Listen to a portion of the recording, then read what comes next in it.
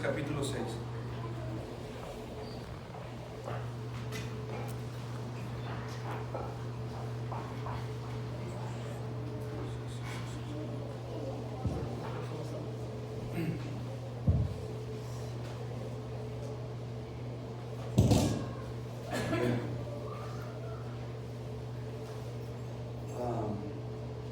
Estaba pensando en eso. Hebreos capítulo 100, hermanos. Vamos a continuar con la serie que interrumpimos brevemente por las celebraciones navideñas y vamos a retomar otra vez nuestro capítulo 6.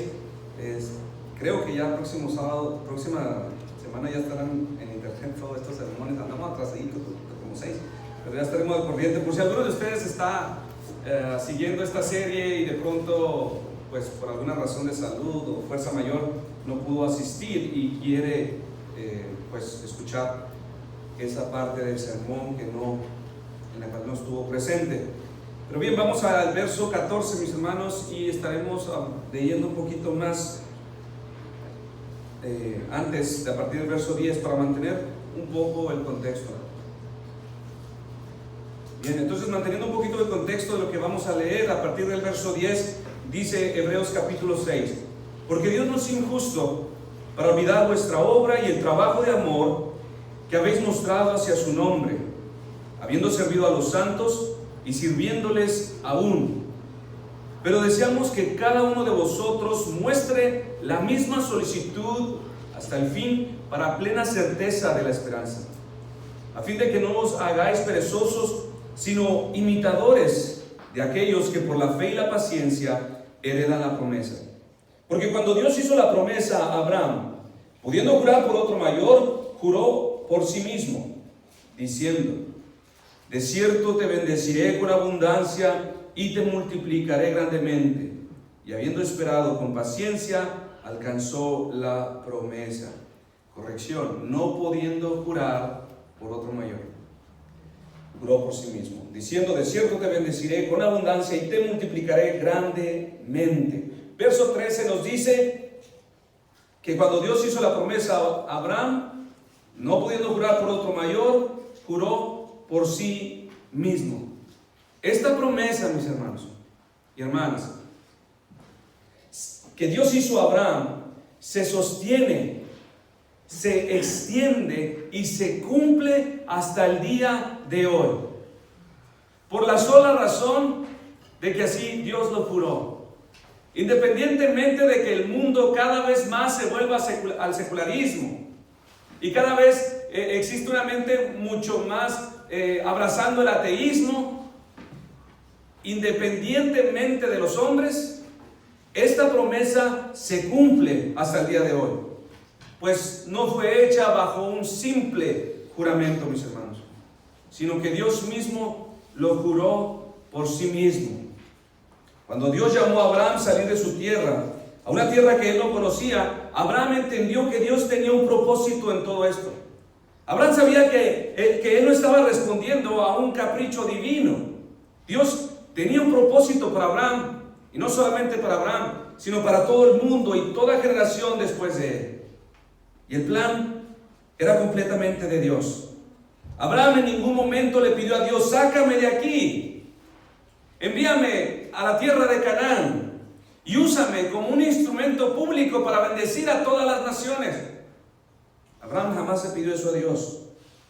El pacto que Dios hace con Abraham era totalmente incondicional. Dios no le dijo a Abraham que lo bendeciría si cumplía con ciertos requisitos, si satisfacía ciertas condiciones.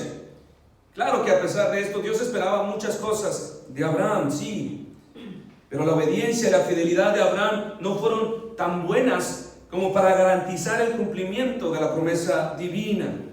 Esa garantía segura de que Dios habrá de cumplir sus promesas, mis hermanos, descansa solamente sobre el juramento que Dios hizo.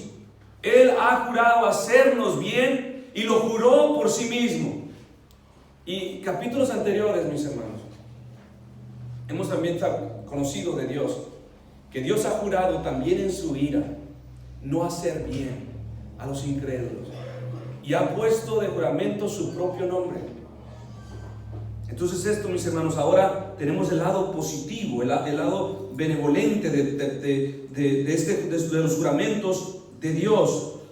Y así Abraham solamente era un espectador de todo lo que Dios estaba haciendo alrededor de él y lo que estaba haciendo a través de él. Este versículo 13, mis hermanos, es una referencia a Génesis 15, donde tenemos el origen de esta gran promesa. Esta fue la promesa que Dios selló por medio de esa teofonía de los elementos ardiendo, un horno de fuego y una antorcha encendida que se paseaba por en medio de los cuerpos partidos.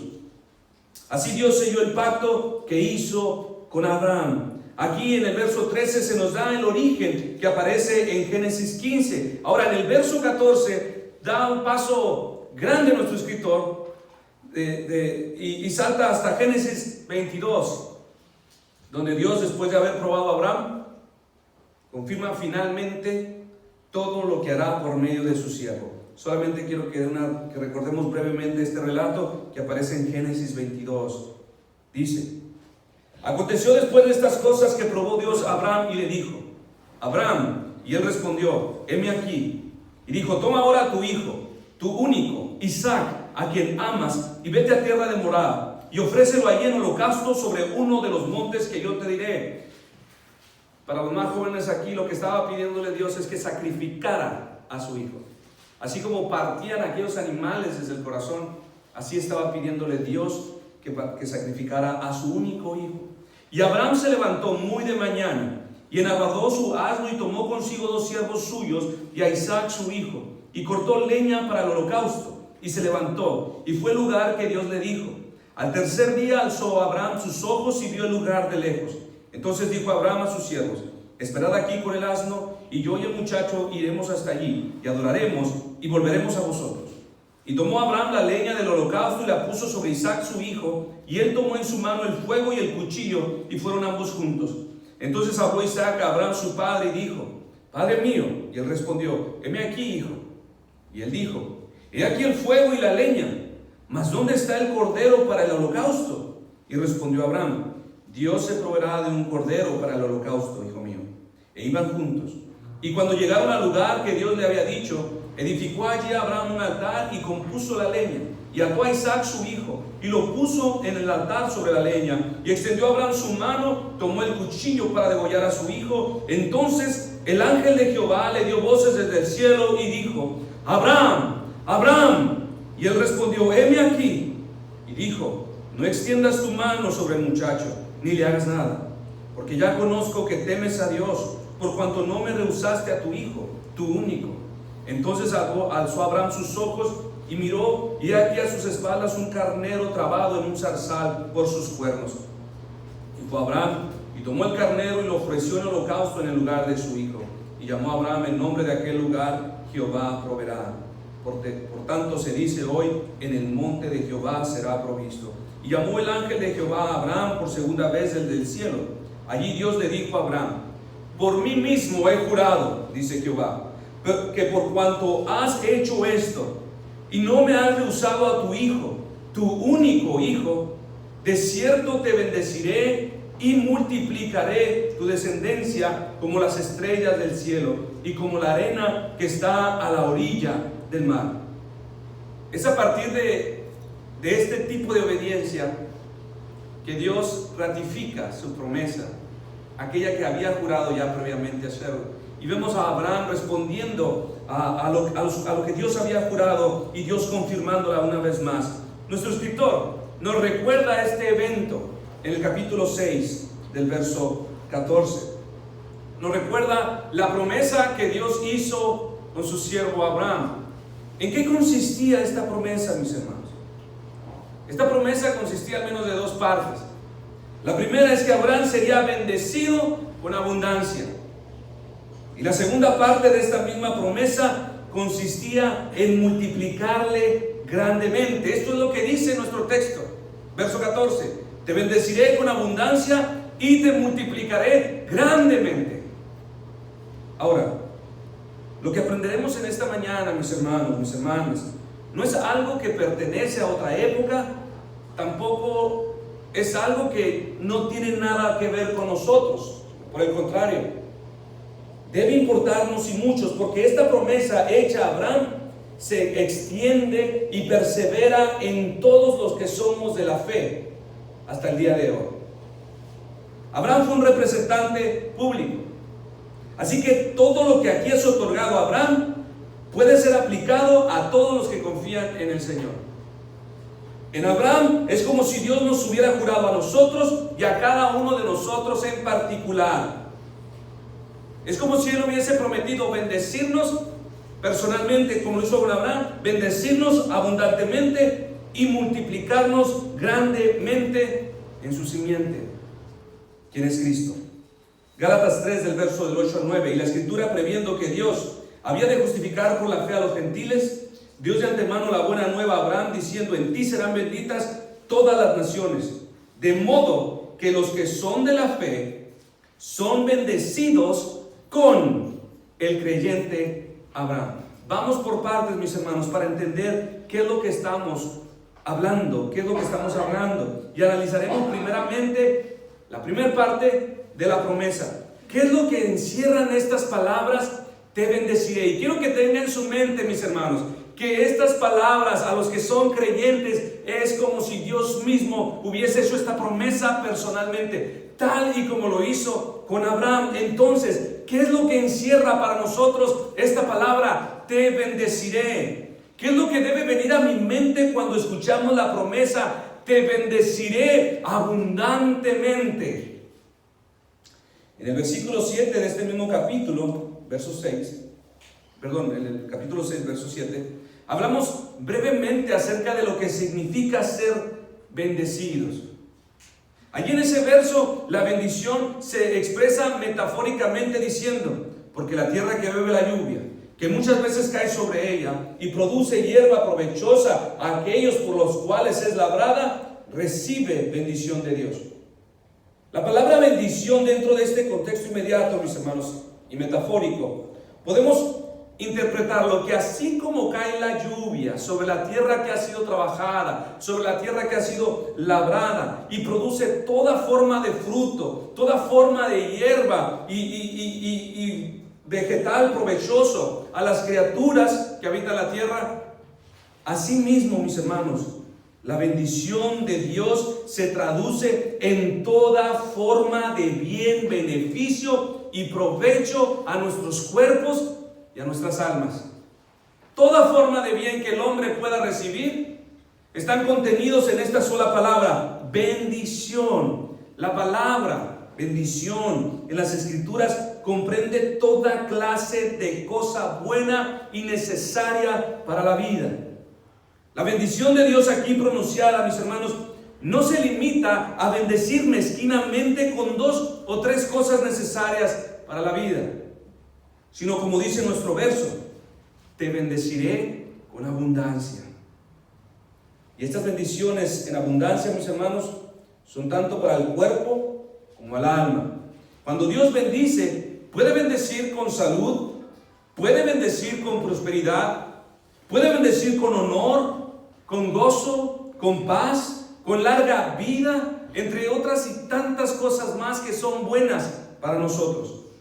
Pero lo que es mejor, mis hermanos, acerca de esta promesa de bendición es que esta no se limita a hacernos bien solamente en esta vida temporal, sino que especialmente la bendición de Dios trasciende y se extiende hasta la vida venidera.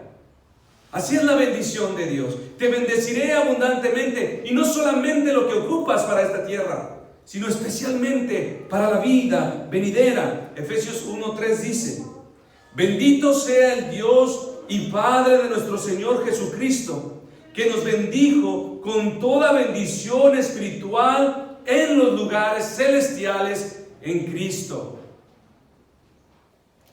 La bendición, mis hermanos, la bendición de Dios no ha de ser disfrutada completamente en esta tierra. No ha de ser entregada completamente en esta tierra. Aunque no le guste, aunque no esté de acuerdo, aunque en el enlace digan lo contrario, no es el plan de Dios entregar toda la bendición completamente en esta tierra. De hecho, mis hermanos, toda clase de cosa buena toda oración contestada, toda forma de deleite, de gozo, de paz que disfrutas en esta vida, son solamente destellos de la gloria venidera que Dios en su gracia nos entrega aquí para que nos sirvan como pequeños adelantos solamente, breves y temporales adelantos del bien que nos tiene guardados, de las cosas que nos esperan en gloria, y así nos fortalezcamos y no desfallezcamos. Al contrario, cobremos ánimo, sigamos adelante. ¿A dónde? Al reposo prometido, a la consumación total de esa promesa. Allí donde no habrá más llanto, ni más dolor, ni más enfermedad, donde todas las cosas viejas pasarán, y como dice este mismo pasaje, todas serán hechas nuevas. Cuando no hemos entendido esto, mis hermanos, creeremos que es especialmente en esta vida temporal donde Dios debe bendecirnos abundantemente. Cuando no hemos entendido esto, creeremos que es aquí donde Dios nos debe bendecir. Creeremos que la bendición de Dios consiste en sumarnos más y más bendiciones temporales para hoy. Su promesa es fiel y verdadera, por supuesto. Pero debes saber esto, mis hermanos: Dios nunca te bendecirá tanto en esta vida con cosas temporales como el dinero, como el salud, como alegrías, etcétera, etcétera, porque de ninguna manera permitirá que tu corazón haga tesoros en esta tierra. De ninguna manera Dios permitirá que en esta vida tú te sientas tan cómodo, tan a gusto, tan establecido como para no desear la vida venidera. Si Dios nos diera todo cuanto deseamos, sería el principio de nuestros males.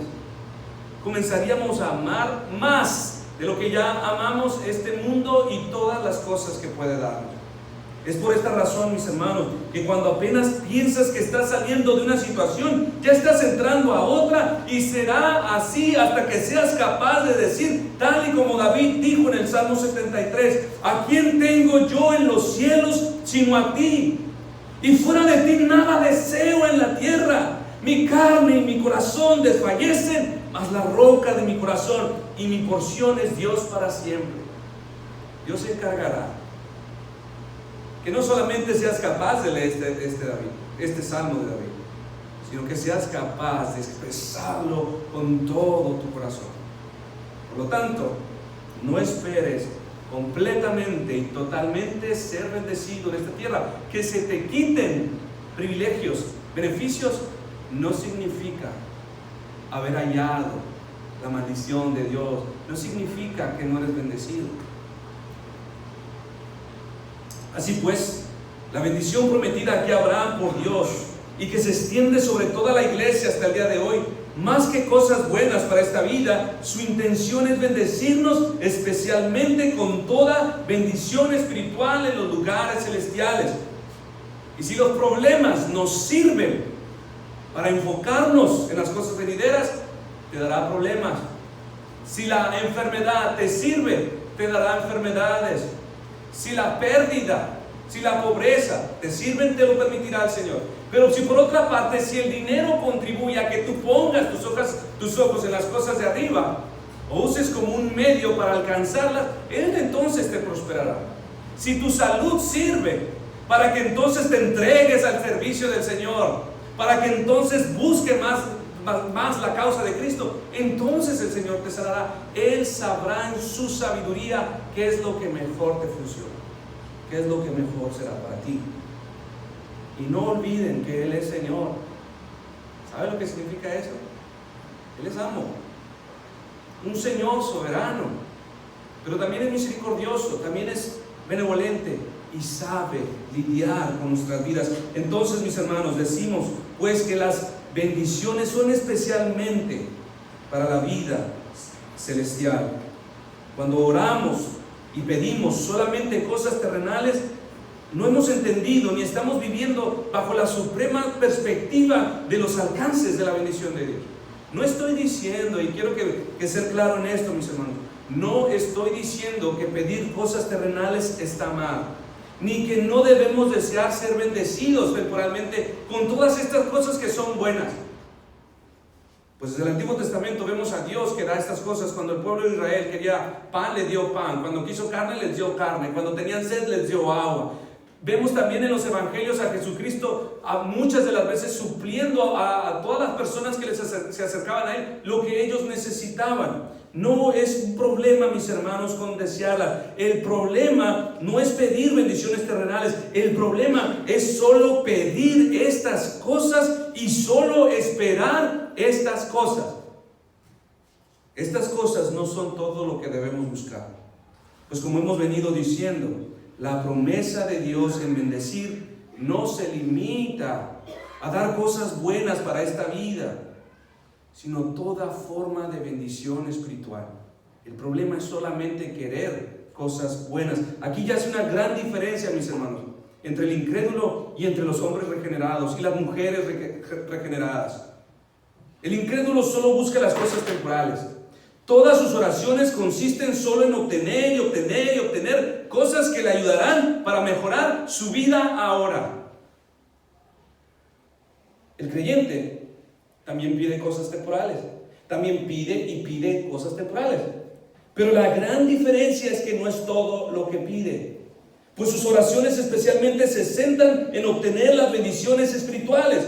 Sus oraciones se enfocan en poseer las cosas pertinentes a la vida venidera.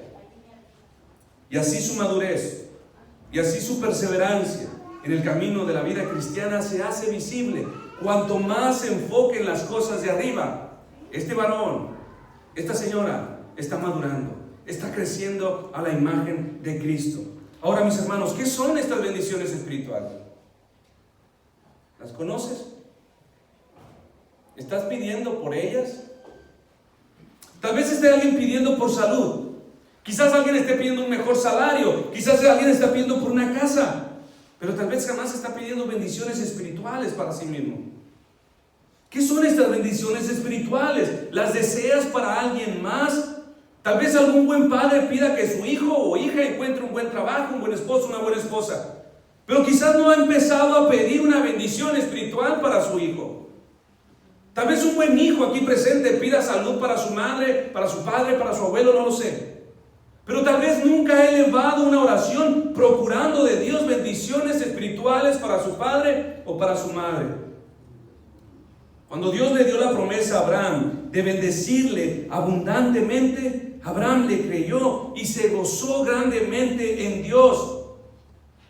¿Y cómo respondió Dios? ¿Qué sintió Dios? Usando términos humanos, Dios se complació de la fe de Abraham, porque su fe, mis hermanos, se extendía mucho más allá de las cosas terrenales, se extendía mucho más allá de las cosas temporales. Abraham no vio los beneficios temporales como fines en sí mismos, sino todo lo que prometió Dios a él, lo vio como medios para alcanzar las cosas eternas, para obtener las cosas espirituales. En esto se gozó Dios. En esto se complació Dios con Abraham. ¿Qué es lo que estoy diciendo? Cuando Abraham conoció que sería bendecido con un hijo, reconoció que tan grande bendición se trataba de un Salvador prometido. Él miró a Cristo. Jesucristo dijo: Abraham, vuestro padre, se gozó de que había de ver mi día, y lo vio y se gozó. Cuando Abraham supo que en su simiente las familias de la tierra serían bendecidas, la fe de Abraham se extendió tanto hasta ver a Cristo como sumo sacerdote y salvador de multitud de pecadores. Cuando Dios le reveló a Abraham la multitud de hijos que saldrían de él, la fe de Abraham se extendió tanto hasta ver venir de entre todas las naciones, tribus, pueblos y lenguas, la muchedumbre de todos los redimidos que conforman la iglesia de Cristo, siendo salva. Cuando Dios le dijo que le daría la tierra prometida de Canaán, más que la posesión terrenal, Abraham se gozó en la bendición de poseer en la vida venidera esa patria celestial, la cual tiene fundamentos, cuyo arquitecto es Dios. Esto es lo que vio Abraham. En esto se complació Dios todos los israelitas incrédulos fracasaron en ver la bendición de Dios de esta manera. Se conformaron y buscaron y se centraron en las cosas pasajeras de esta vida. Y por ello perecieron, por ello fracasaron. No buscaron una bendición más excelente, no buscaron una mayor gracia en todas las buenas cosas que Dios les había dado, como Abraham. Y así muchos de ustedes, mis hermanos, quizás, o alguno, está errando hoy al procurar la bendición de Dios. Erra al procurar la bendición de Dios. ¿Cómo podemos saber esto?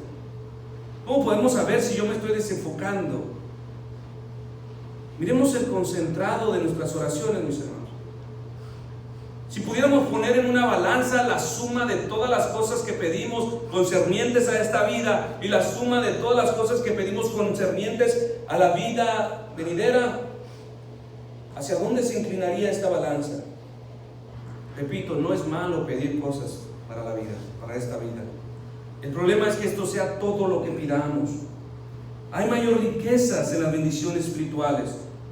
Si algún cristiano aquí llorara porque ha sido justificado, llorara de alegría al saber que ha sido justificado, o si algún cristiano cantara alabanzas porque sabe que de Dios ha recibido un nuevo corazón, y entonces él expresa alabanzas con lágrimas de gratitud, o si algún cristiano aquí entre nosotros orara con acciones de gracia por haber sido santificado o porque se sabe que está siendo santificado y orara por estas bendiciones espirituales, un incrédulo lo miraría, se reiría de él y diría: ¿qué? No las puede entender. No ve ninguna clase de beneficio, aun cuando él esté congregándose entre nosotros. En este tipo de gratitud no ve ninguna clase de beneficio. En este tipo de bendiciones espirituales no ve ninguna clase de beneficio. Él mirará más beneficio en poderle pedirle a Dios que por favor gane su equipo la Copa Mundial. Él mirará más provecho y mayor gozo en esto, en poder ganar o pegarle al cachito o lo que usted se le antoje. Mirará mayor provecho en esto. De hecho, ningún incrédulo, mis hermanos, jamás orará por estas cosas, jamás se deleitará por estas cosas, jamás soltará una lágrima por estas cosas. Nunca pedirá un nuevo corazón, nunca le pedirá al Señor: dame más fe. No pedirá: Señor, aumenta mi deseo por la oración, dame entendimiento para entender tu palabra, dame más amor por mis hermanos en la iglesia, quita de mí todo lo que no te honra, Señor, santifícame y apártame de toda forma de pecado. Quítame estos deseos. Un incrédulo jamás orará así. Jamás esto será el todo de sus oraciones, el concentrado de sus oraciones. Estas riquezas espirituales, mis hermanos, estas bendiciones pertinentes a la vida venidera, un día todos sabrán, y todos nosotros sabemos perfectamente que eran las únicas riquezas, las únicas bendiciones que valían la pena, aun cuando obtenerlas significara perderlo todo. Un día, todos los que estamos aquí entenderemos perfectamente o nos lamentaremos eternamente por no haber procurado lo que solamente importaba. Cuando Marta andaba afanada por los asuntos y quehaceres de esta vida, el Señor dulcemente le dijo: Marta, Marta, afanada y turbada estás con muchas cosas, pero una sola cosa es necesaria. Así el Señor nos dice a muchos de nosotros: Francisco, Francisco, Betty, Betty, Marcela, Marcela, Sara, Sara, Carla, afanada y turbada estás con muchas cosas, pero una sola cosa es necesaria. Ahora, el Señor, reconociendo, compadeciéndose de nuestra debilidad y humanidad, antes de decir te bendeciré con abundancia, agregó: de cierto te bendeciré con abundancia. ¿Qué importancia tiene esta palabra, mis hermanos? ¿Por qué es importante que sea añadida a nuestro texto la palabra desierto? Esta palabra, mis hermanos, es un hebraísmo que frecuentemente era usado en el Antiguo Testamento para añadir un énfasis muy especial a lo que se intentaba comunicar. No tenemos el tiempo para abordar cada uno de estos textos donde aparece y cuál era el propósito o el sentido de esta palabra. Solamente diré a grandes rasgos lo que esta palabra implica en las Escrituras. Esta palabra como hebraísmo era usada para expresar la certeza y cumplimiento de una cosa. Tiene que tener en mente que el Señor dice: de cierto te bendeciré. Y este desierto significa, expresa la certeza y cumplimiento de una cosa. Expresa la diligencia y el cuidado con el que será llevado a cabo. Expresa la premura y la rapidez con que está dispuesto a hacer algo. Expresa el éxito con lo que se hará. Expresa la perfección y consumación de un propósito. Expresa el maravilloso crecimiento y desarrollo de una cosa. Y por último, expresa la continuidad y duración prolongada de una cosa. Así la palabra te bendeciré, mis hermanos, cobra un significado mucho más profundo y un significado más esperanzador y prometedor para todos nosotros quienes somos débiles y pequeños de fe, y así fortalecer nuestras almas turbadas y afligidas. Cuando alguno de nosotros, cuando alguno de ustedes, mis hermanos, abatido, impaciente, ansioso y afligido se encuentre por las circunstancias, por la forma en cómo la vida nos aflige, recuerde la promesa de aquel que dijo: de cierto te bendeciré. Y esto significa, es un hecho, es certero, es seguro, es rápido, y así será para siempre. David vivía bajo la realidad de esta promesa. Por esta razón él pudo decir en el Salmo 68, 19: bendito el Señor, que cada día nos colma de sus beneficios. ¿Se ha dado cuenta, mis hermanos, que cuando venimos a la oración y pedimos cuáles son las peticiones de oración, llenamos la lista? Pero cuando alguien dice: ok, demos gracias ahora al Señor, la lista es muy cortita.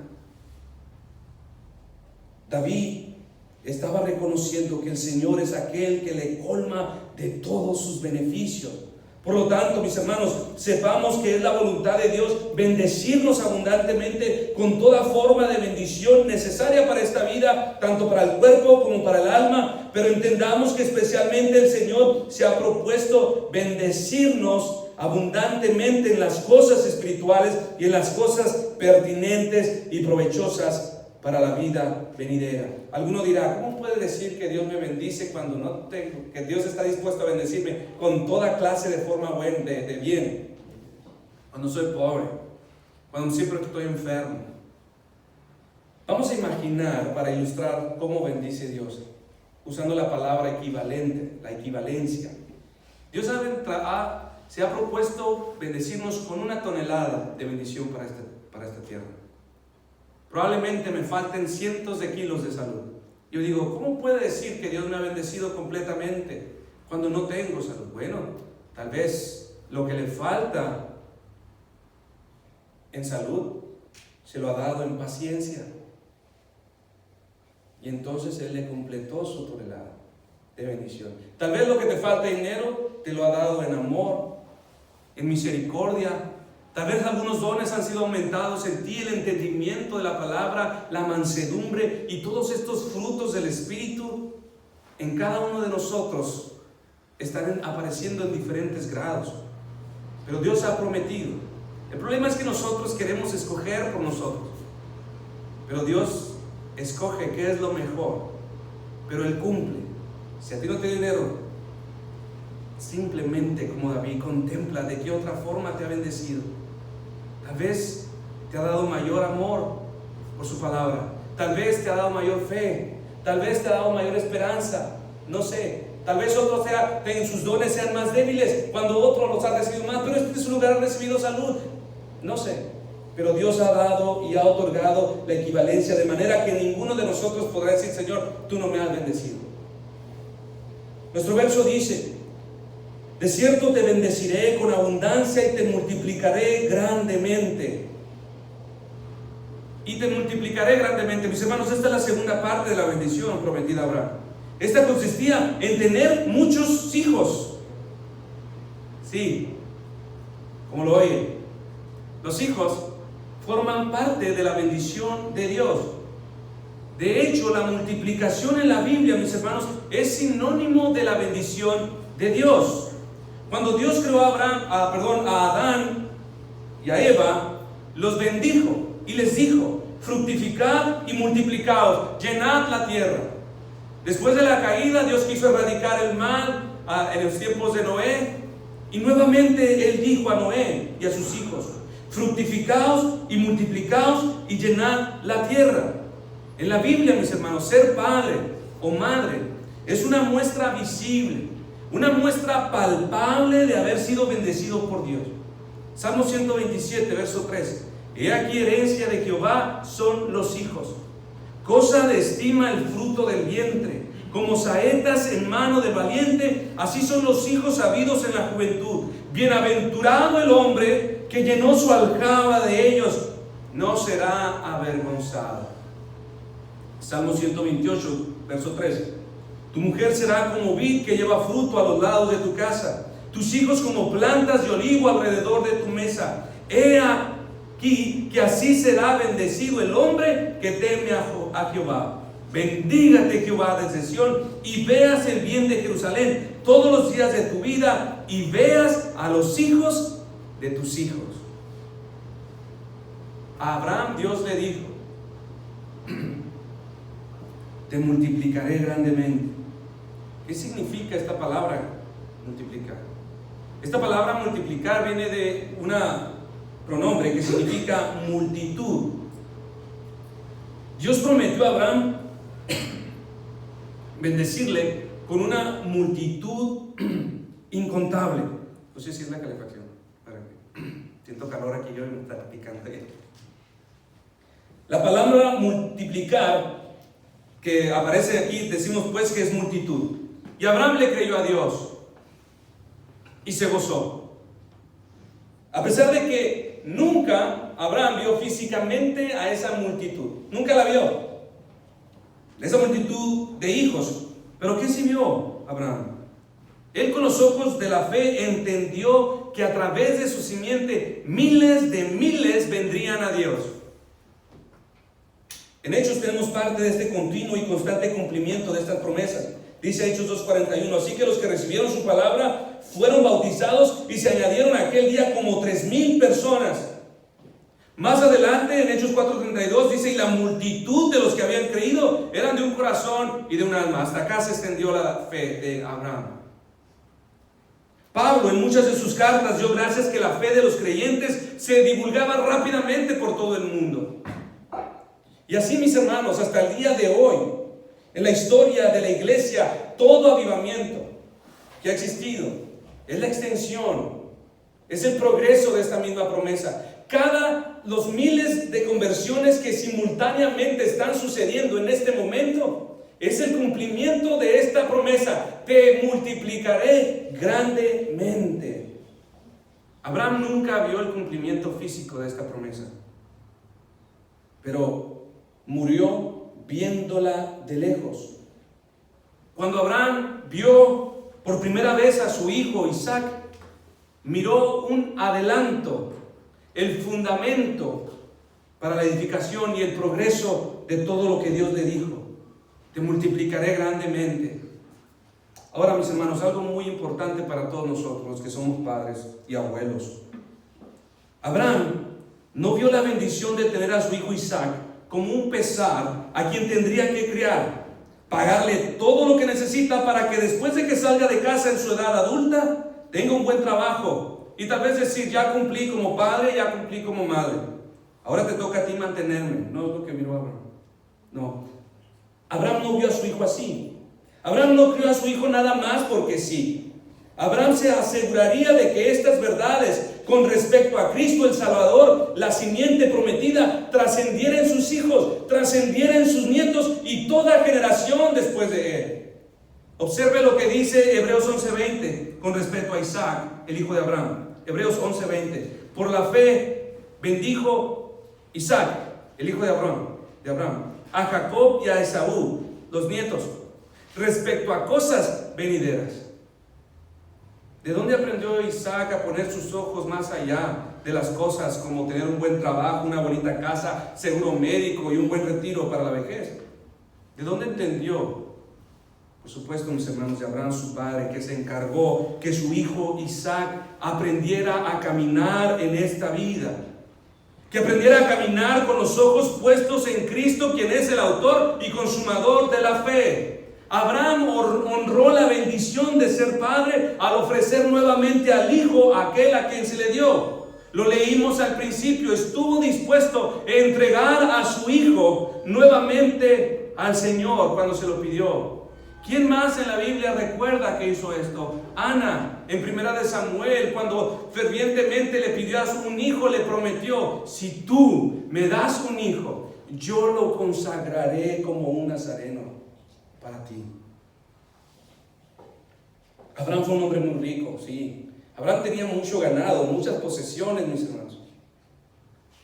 Pero a su hijo Isaac él le entregó una mejor herencia: poner sus ojos en la salvación futura de Cristo. Y vemos a Isaac haciéndolo con sus propios hijos. Así Abraham miró a sus hijos como una bendición, como recipientes donde podría depositar y asegurar a las generaciones futuras la esperanza de salvación que Dios prometió en Cristo, y así Dios sea glorificado. Al ver a sus hijos de esta manera, mis hermanos, Dios se complació de Abraham. Y cuando nosotros criamos a nuestros hijos con esa visión, créanme que Dios se complace en nuestra crianza. No solamente criar hijos porque sí, que tengan un buen futuro y ahí terminó mi responsabilidad. Más allá de eso, el Señor desea que nosotros miremos a nuestros hijos como futuros depósitos de gracia, de aquellos que llevarán la buena y santa semilla.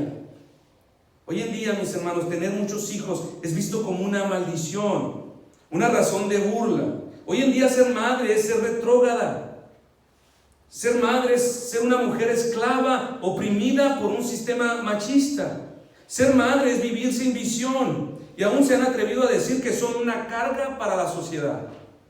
De hecho, en Alemania, mis hermanos, en una imagen había una figura de esas como donde ponen un letrerito: no fumar. Aparecía la silueta de una mujer con una hija y con una tacha, como diciendo: esta zona no es para madres. ¿Qué está pasando en el mundo? En la actualidad, mis hermanos, cada vez más señoritas y jovencitos rechazan la idea del matrimonio. Son más prontos en abrazar estos deseos necios de no querer tener hijos. No se casarán porque casarse es visto como una maldición. Y si se casan, no tendrán hijos o tendrán muy pocos. Porque los hijos, para ellos, en sus mentes, es el inicio de la pérdida de todos sus sueños. Son un estorbo a su comodidad. Son un estorbo para el desarrollo de la vida profesional. Muchos padres de hijos como estos morirán sin nunca haber conocido la dicha y bendición de ser abuelos, porque sus hijos tienen los ojos puestos en esta tierra. Por otra parte, muchos padres pasan el resto de sus vidas lamentándose tener que invertir tanto dinero en ellos, y quizás hasta han llegado a pensar: ojalá y nunca hubiera tenido hijos. Si tenemos esos pensamientos, mis hermanos, no es otra cosa más que manifestaciones de corazones egoístas, idólatras y codiciosos. Si en algún momento, mis hermanos, aconsejamos a nuestros hijos, a los jóvenes: no tengan hijos, vivan y disfruten su vida, sepa que usted está siendo el vocero del diablo y no está hablando de parte de Dios. Satanás desde hace tiempo ha levantado una fuerte batalla para exterminar la familia y la procreación de hijos, y lo ha hecho a través de promover toda clase de artimañas y mentiras, toda clase de filosofías egoístas. Y su intención principal, déjeme decirle, que no es principalmente la exterminación de la civilización, sino más allá de eso, él puede ver que es a través de los nuevos nacimientos naturales que redunda la gloria de Cristo, que la gloria de Cristo se extiende cuando estos vienen al Evangelio, cuando estos son salvados. Satanás sabe que la procreación de hijos no es solo un medio para acrecentar y preservar la civilización, sino especialmente en los planes de Dios, la continuidad e incremento de la santa semilla que redunda en la gloria de Cristo al salvar multitud de pecadores de entre todas las generaciones. Cuanto mayor es el número de pecadores que se salvan, mis hermanos, mayor es la comunicación de la dignidad y el valor de la sangre de Cristo. Mayor es comunicado la eficiencia del Evangelio, de la obra del Redentor. Por lo tanto, si Él logra exterminar estos buenos deseos, ese deseo natural del vientre femenino, más allá de eso, su objetivo es la gloria de Dios. Entonces, mis hermanos, contemplar la idea de tener hijos es bueno, así como tener cosas es bueno, pero es mucho mejor y más excelente poner manos a la obra hasta que todos nuestros hijos puedan ser partícipes de esta salvación prometida en Cristo. Así Abraham miró sus generaciones futuras. Yo recuerdo, y no es vanagloria, no quiero sonar así, aún no me casaba, aún no tenía hijos. Y por ahí en un libro leí esto. Y dije, yo quiero hacer eso. Lo entendí. Y yo en mi mente oraba por mi hijo. Por mis hijos varones. Que iban a ser predicadores. Que iban a ser... Oraba. Y el Señor pues me dio puras hijas. Pero yo oraba por ellos. Yo oraba ya por ellos. Ahora, mis hermanos, para que este mensaje no suene tan algo así abstracto, por último le diré cómo se ve este tipo de bendición reposando sobre todos aquellos padres y madres que han confiado en Dios, tal y como Abraham lo hizo, que vio a sus hijos tal y como Abraham los vio. Se lo quiero ilustrar de esta manera. Son las 7 de la mañana un día domingo. La madre de un salto se levanta de su cama y con un empujón despierta al marido. Corre al refrigerador y comienza a preparar el desayuno. Con un grito desde la cocina grita, ¡ya levántense! Y enloqueciendo a todo el mundo corre de un lado a otro, descobija a los que están dormidos y arroja sobre la cama al cambio que sus hijos habrán de vestir. Sin la menor delicadeza, jala a uno de sus hijos del pie y sin importarle el frío le quita la pijama sin preguntar y comienza a vestirle formalmente. Corre de un lado a otro, soporta la lentitud de todo el resto de la familia, los rostros adormilados y gruñones. Los zapatos extraviados están a punto de colmar su paciencia. Al fin lo encuentra. Ahora con rapidez y adestramiento en sus manos y sin piedad comienza a peinar a la niña. A toda costa intenta salir a tiempo, pues es hora de ir a la iglesia. La desesperación y tal ajetreo provoca una discusión con su marido. Repite ahora con grito las mismas cosas que ha venido diciendo desde temprano. Al fin ya están todos en el auto. Por último sale con la corbata de su esposo y el pan para que los niños desayunen en el auto. Y mientras viajan, ella cierra sus ojos e intenta descansar un poco. Aún está cansada e intenta dormir un poco sobre el asiento del auto. Y así es siempre. Está lloviendo, saca del armario su paraguas para no mojarse y lleva a sus hijos a la iglesia. Hace frío, abriga a sus hijos. Está cansada, se va cansada, pero siempre lleva a sus hijos a la iglesia. Al fin llegan y aún el ajetreo se percibe en sus rostros. Una sonrisa le da la bienvenida. Ahora sienten algo de alivio. Tuvo éxito esa mañana. Ella junto con sus hijos llegaron a tiempo. Ahora están listos para recibir las sagradas palabras leídas de la Biblia. Ahora ella se goza de saber que los corazones impresionables de sus hijos se exponen a la palabra. Ellos al fin están allí, donde con manos levantadas, ojos llorosos y susurros de alabanza se adora al Señor. Ahora se asegura que ellos permanezcan muy de cerca a ella. Abre su Biblia y la de sus hijos, pues la palabra de Dios está a punto de ser predicada. Le muestra a sus hijos lo que el predicador dice. Con pellizcones y susurros de amenaza, mantiene atentos y en orden a sus hijos. Ella sabe que ese es el clímax de todo lo que sus hijos necesitan. Ella sabe que al salir de allí, sus hijos y su familia no volverán vacíos. ¿Le resulta familiar esta historia? Esta es la historia en la vida práctica de todos los que participan de una fe como Abraham. Hermanos y hermanas, Dios le dijo de cierto te bendeciré con abundancia y te multiplicaré grandemente. Y todos nosotros, mis hermanos, que hemos creído, somos partícipes de esta misma promesa que Dios hizo con Abraham. Hemos sido bendecidos en Cristo desde ya, completamente, y continúa siendo así. De eso no tenga la menor duda, pero especialmente lo hemos sido en los lugares celestiales.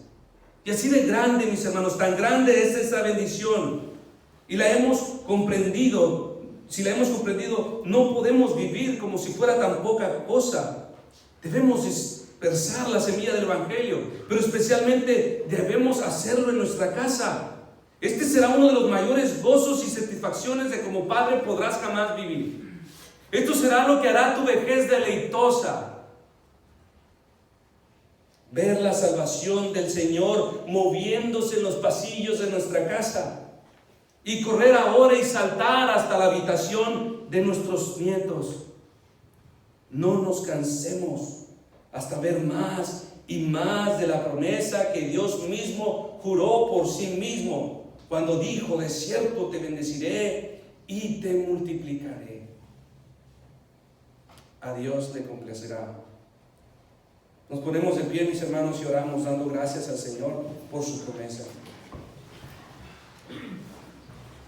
Después nos despediremos cantando.